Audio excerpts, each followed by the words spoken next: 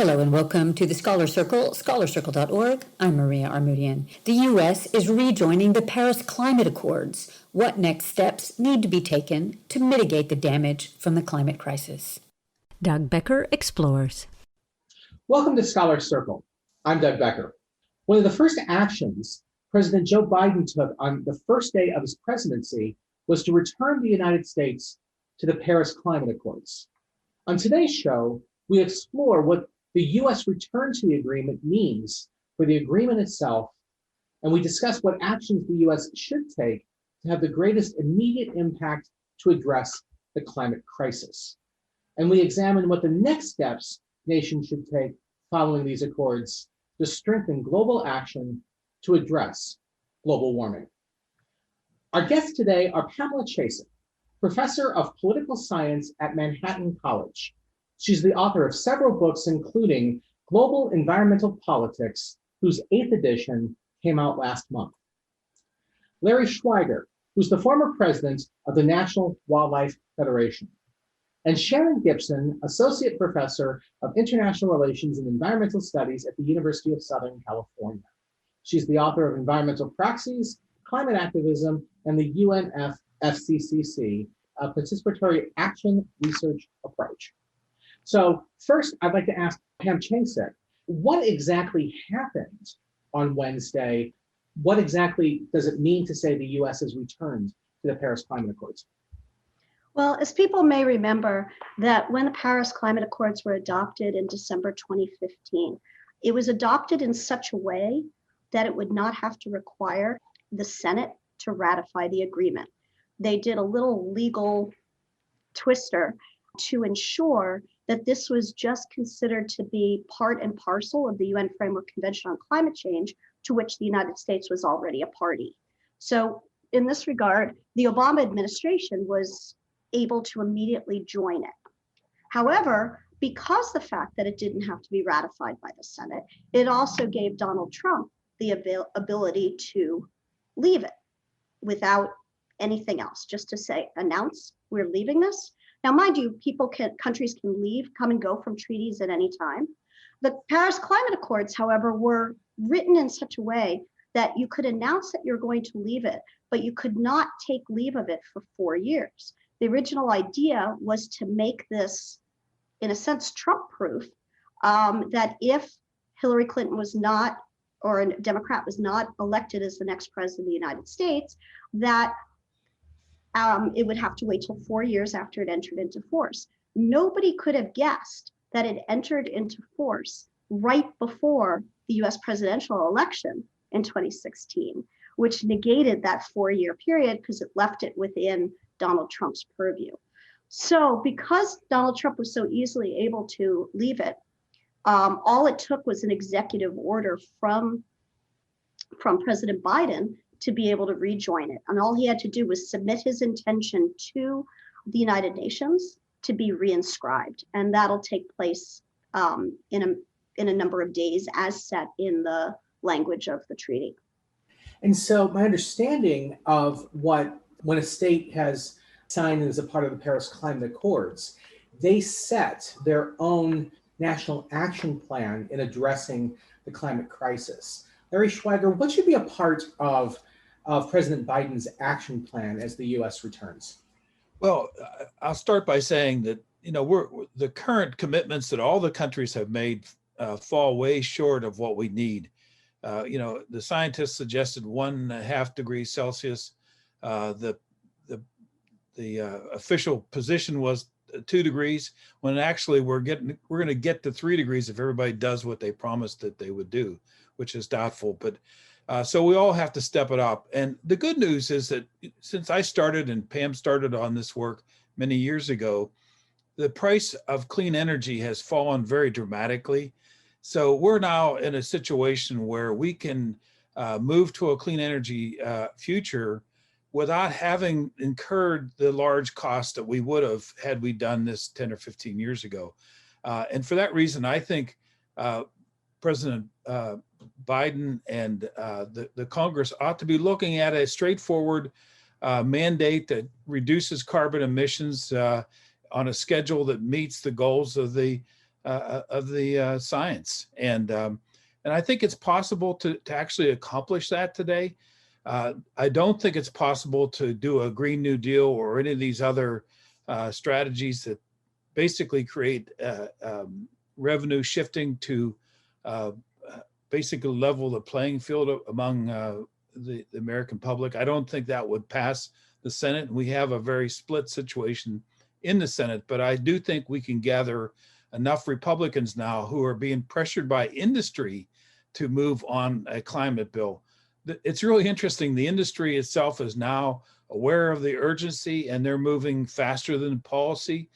And a number of them are clamoring for a climate policy. And I think the Republicans some of them will have to step up and do the right thing. So I'm optimistic right now that we may be able to move a bill in Congress this session, and that we, by doing that, can remind the rest of the nations that we all need to step up, and that America's in for real this time. And Shannon Gibson, there's been quite a bit of conversation concerning the climate crisis and the need for climate action, that not all communities are affected equally, and there are particularly vulnerable communities that may be even more at risk. This environmental justice movement. First, could you describe for us exactly sort of what are some of the main principles of environmental justice and how the environmental justice movement views the need for climate action? Yes, so it's been well documented that the countries that have done the least to cause the climate crisis are those that are the first and worst affected, right? And so that's looking at the countries of the global south, our developing countries, our low-lying island states, least developed countries. But even within developed countries, we see that those that bear the burden are typically those that live in ecologically vulnerable spots in the United States, because that's generally where land may be cheaper in some cases. Communities of color, indigenous peoples, women, those on the lower socioeconomic sort of ladder are the ones, that when we have heat waves that are walking to work, that don't have the ability to turn on air conditioning, that are more like with indigenous peoples that are more ecologically dependent because they live a subsistence life. So when you take some of those considerations within the environmental justice movement, while the rest of the world is rejoicing that President Biden has signed to rejoin the Paris Agreement, this group is a little bit more hesitant. In a sense, they say, this is a first step, but that was easy. As Pam was talking about, he signed a piece of paper. It's what comes next that is the hard part. And even looking at yesterday, which was the 21st, John Kerry, who is now our lead of the climate envoy, gave an address to the G20 business leaders. And he kept saying over and over, we need to ramp up our ambition that we're all in this together. This is a global initiative, no country left behind. And he acknowledged the last 4 years of US inaction. But what he didn't acknowledge was the last 150 years of historical responsibility that the United States bears. And so environmental justice and climate justice groups will be going to COP26 to tell the US that they need to ramp up their ambition beyond the Obama administration, to take on their fair share, right? To acknowledge their historical responsibility and really, lead the way, and to not keep pointing at, China and India and other emerging economies, but really to kind of shoulder their burden in this. Shannon referenced the COP26 meetings, the upcoming meetings to address these questions of the need for climate action. Pam Chasek, I guess one of my first reactions to this, you said because Barack Obama was able to join the climate accords via executive action and Donald Trump was able to withdraw it, that it creates this perception that when the US signs agreements, it really depends on which party is in power. And so it definitely undermines the sense of US commitment to those agreements. What should the US do to demonstrate a greater commitment, to these agreements? Is there any way the US can sort of make up for this loss of reputation that the withdrawal from Paris caused?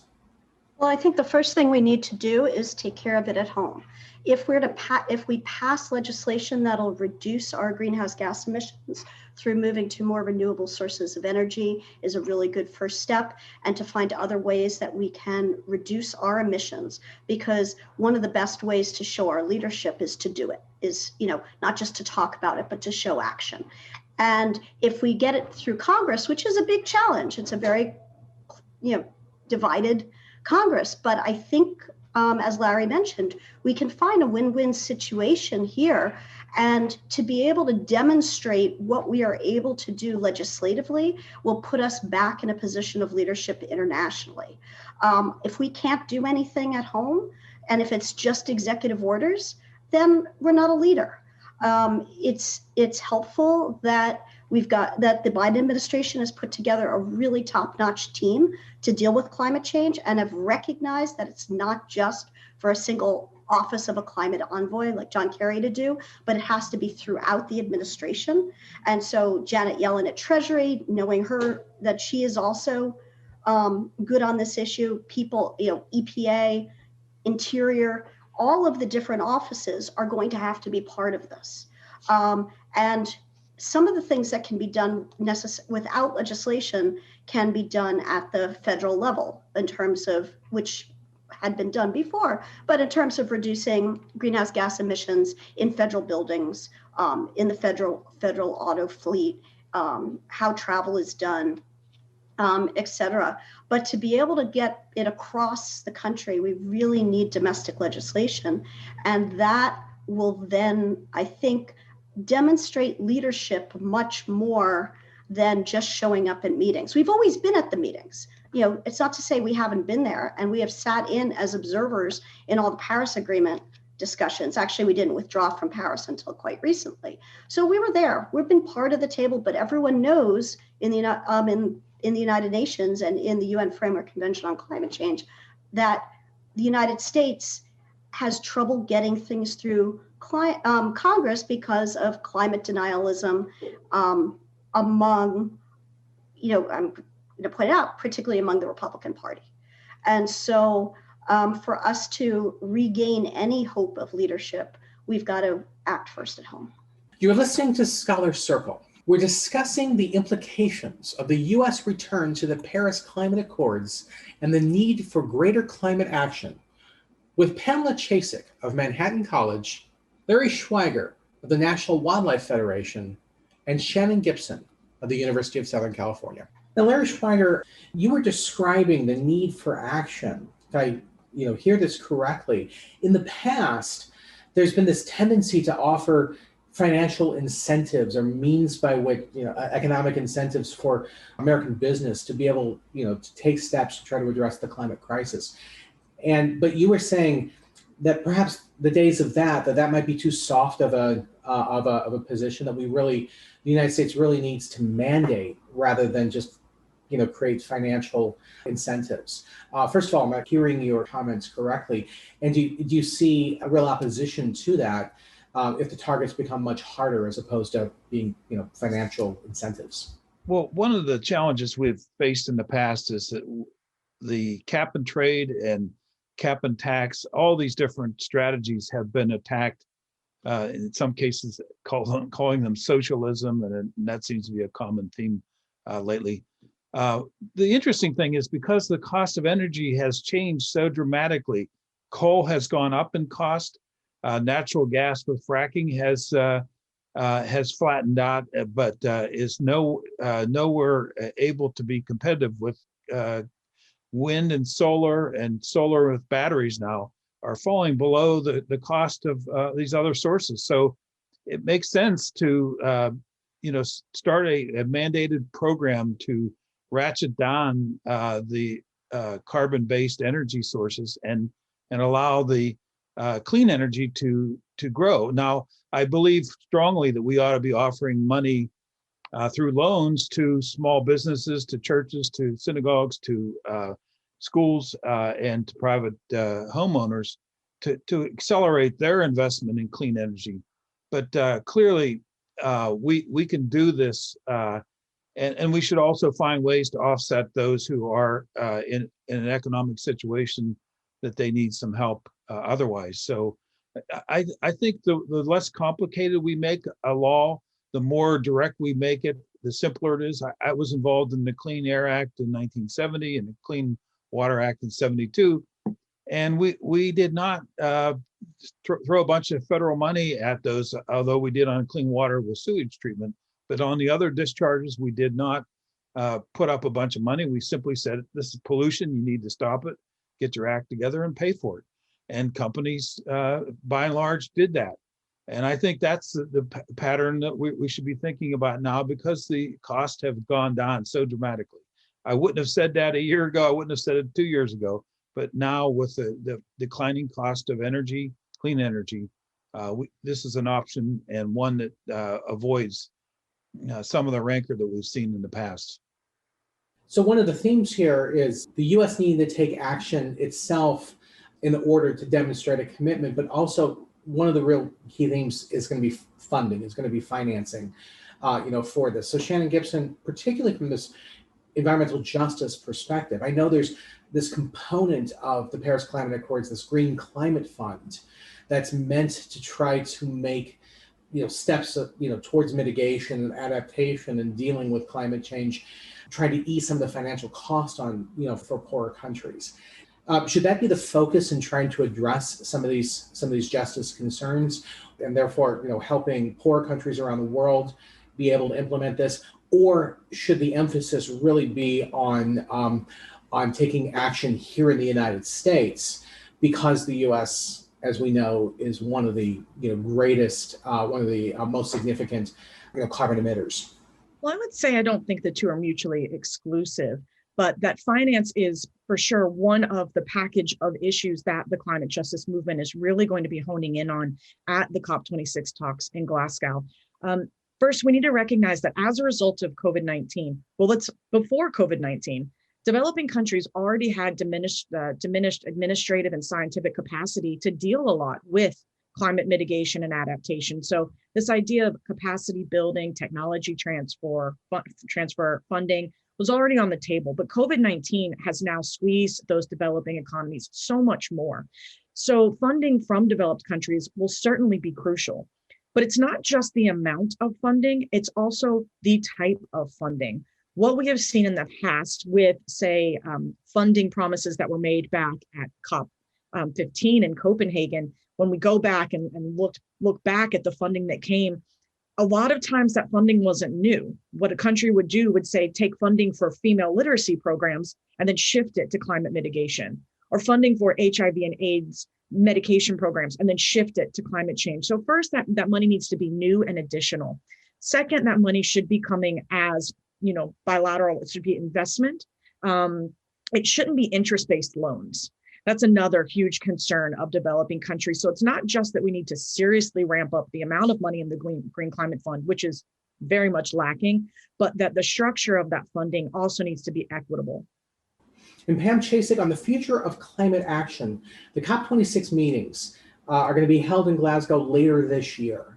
Are there new issues that are being proposed to be put on the agenda to try to strengthen climate action, or is the emphasis going to be on trying to achieve already agreed upon campaigns?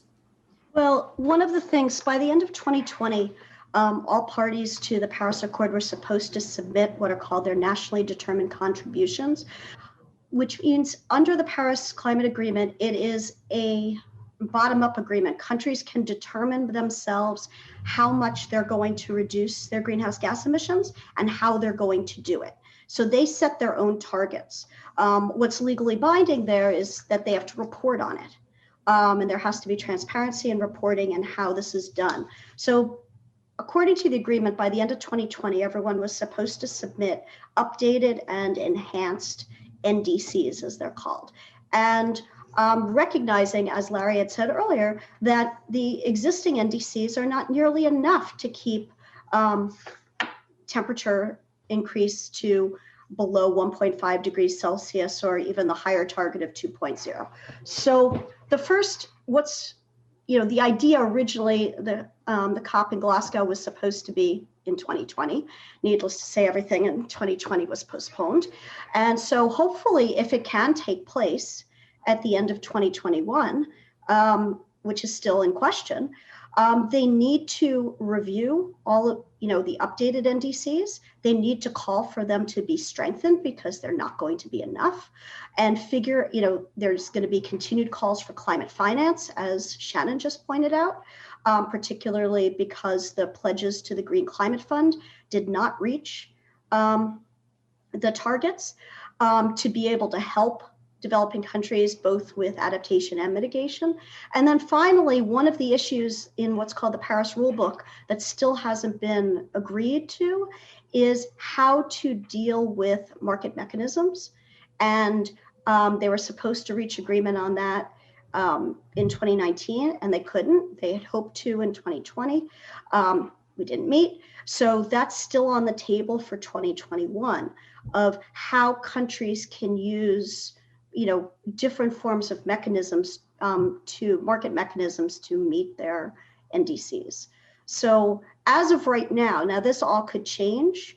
And one of the other things that I've been hearing people talking about is we have seen reductions in greenhouse gas emissions in 2020 because of COVID. However, as soon as travel resumes, we're going to see those emission reductions disappear. So how can we maintain our emissions reductions, and how can we change what business as usual was pre-COVID? So we keep talking about going back to normal, but we need to define what that new normal is in a more environmentally friendly way. You're listening to Scholar Circle. We're discussing the implications of the U.S. return to the Paris Climate Accords and the need for greater climate action with Pamela Chasek of Manhattan College, Larry Schweiger of the National Wildlife Federation, and Shannon Gibson of the University of Southern California. Kind of an important point for me is that since 2020 and the COVID pandemic, we've seen some real reductions in some areas for carbon emissions. So this argument that whatever action we're going to take isn't going to have any sort of an impact has been disproven kind of involuntarily because we're not able to travel, but they've demonstrated some of that. But this call to return to some degree of normalcy, Larry Schweiger, certainly, I know you're optimistic about congressional action. I can't help but think the Democrats currently have a 50-50 majority, and one of those is Joe Manchin, who is pretty closely tied to the coal industry in West Virginia. What kind of legislation do you expect with the current Congress? If you were advising President Biden, perhaps you have been, what would you recommend be at the top of the list, something that you think we could get in the next, say, 3 months or so, the first 100 days? That's a great point. One of the things that we haven't talked about is that transportation is our number one source of carbon pollution now. And of all people on this planet, Joe Biden understands the need to rebuild and to take our rail infrastructure to a very new place. And, Pete Buttigieg has been moving through the confirmation process with incredible speed, because he's the person that's going to have the money bags. And he also did a great job on his interview. But it's really important that we change our method of transportation. And the good news in that area is that clean energy cars, electric cars, are just kicking butt, so to speak, on transportation. And I think you're going to see a dramatic shift. All the auto manufacturers are moving as fast as they can now to try to catch up with Tesla. I've been driving a Tesla for several years now and love it. It's a no maintenance car. Basically, you got electric motors and electric battery system and a computer, and that's about it. So we're seeing a tremendous change in the auto industry itself. But I also think we need to build a high-speed rail system, and I think we need to modernize our entire transportation system, and that will be a very positive thing for everybody involved. Even the Republicans yesterday were sending signals that they wanted Pete to come visit them, because they know that there's going to be a lot of effort put into an infrastructure bill that will focus largely on transportation. So I'm optimistic about that side of the equation as well as the stationary sources.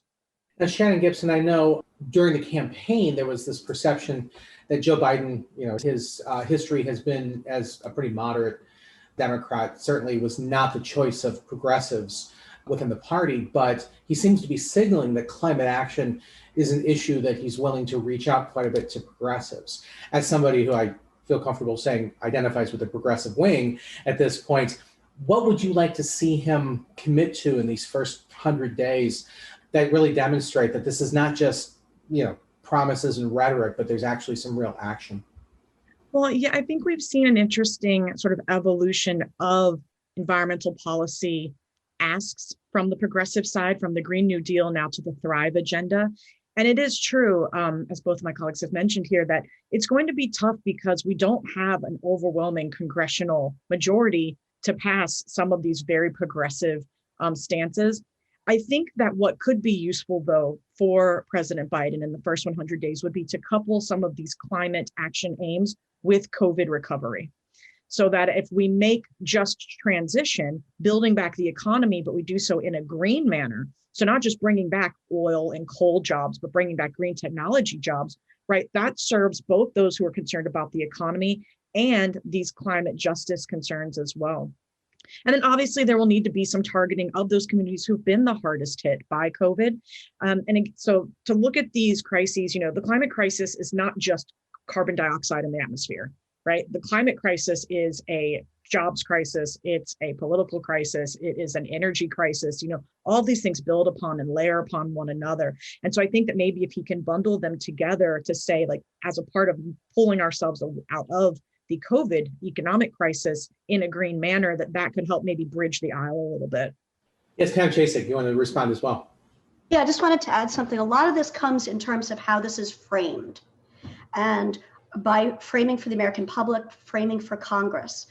And what Shannon said makes really good sense, is that if you were to put in as part of COVID recovery in terms of jobs, helping people survive economically, includes job training for green energy jobs, includes jobs that come through infrastructure development, looking at all of that. And if you frame it that way, because in some circles, climate change is still essential, is a bad word. And as soon as you use climate change or global warming, you're going to see all of this negativity. I mean, Ted Cruz tweeted immediately after Joe Biden signed that we are going back into the Paris Agreement, saying, well, why do we need to listen to what people in Paris are saying? We need to listen to what people in Pittsburgh are saying. And I saw another retweet, someone tweeted it saying, well, I guess the Geneva Accords mean we're only listening to what people in Geneva had to say. And so, but as soon as you say climate change, you're going to start getting this, anti-climate, not just in Twitter, but also on the floor in Capitol Hill. So by pairing it with COVID, by pairing it with infrastructure, by pairing it with all of these other issues and getting it through that way, will have the same effect and possibly avoid some of the political rancor. And Larry Schweiger, I'll give you the last word on this. I know you've got a lot of experience at framing these issues. Do you have anything additionally that you'd like to add about how we might be able to frame this issue to have a bit more legislative success? That's a really good point. I was in a conversation with Biden back several years ago, and he was reflecting on his own state of Delaware. We saw the other day how much he loves his home state. 40% of the state of Delaware is going to be underwater if we fail to act. And, we have so much at stake. The cost of inaction is so much greater than the cost of action today, particularly with the drop in energy costs for clean energy. So I really think we need to be framing this in an economic frame and talking about it as a least cost approach to our future. And the countries that lead the way are going to do the best. The Europeans are massively moving in the direction of clean energy cars. Over 200,000 cars sold in a single month in Europe. We need to stay with them and catch up and move in the right direction. So I think Biden gets this. I know he does, and he's going to push in every way he can. He's got an excellent team, an outstanding team, and a team that really knows how to get things done. So I'm optimistic. I don't know exactly what they're going to frame up for climate legislation, but I know, having the years of experience that Biden has in the Senate, he knows what he can get done and what he can't get done. So I think he'll do the very best he can, and we'll see some good change, I believe, in the next 4 years. Well, thank you very much. We've been discussing the U.S. decision to return to the Paris Climate Accords, what the needs for future action on future climate action, and what some of the demands of the environmental justice movement to try to address the issues of communities that are more marginalized and more at risk than climate change as a way to move forward in dealing with the climate crisis. Our guests have been Pamela Chasek, professor of political science at Manhattan College and the author of the newest 8th edition of Global Environmental Politics, which came out last month. Larry Schweiger, the former president of the National Wildlife Federation, and Shannon Gibson, associate professor of international relations and environmental studies at the University of Southern California. Thank you all very much. Thank you.